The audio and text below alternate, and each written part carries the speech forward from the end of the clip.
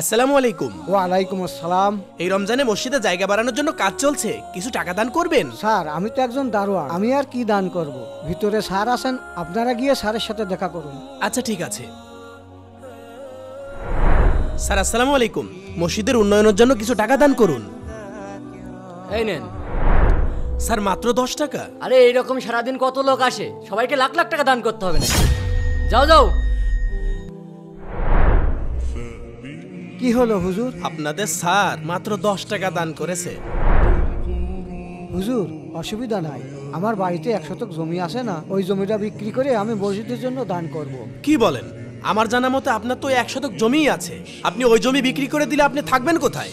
হুজুর, আমার তো বাড়ি অলরেডি বানানো শুরু হয়ে গেছে। কি বলছেন এসব? আমি যদি আল্লাহর ঘরের জন্য জায়গা দান করি, তাহলে কি আল্লাহ জান্নাতে আমার জন্য একটা ঘর বানাইয়া দেবে না? অবশ্যই দেবেন। আলহামদুলিল্লাহ। বন্ধুরা, দাদু যদি ঠিক বলে থাকে ভিডিওটিতে অবশ্যই লাইক করবে।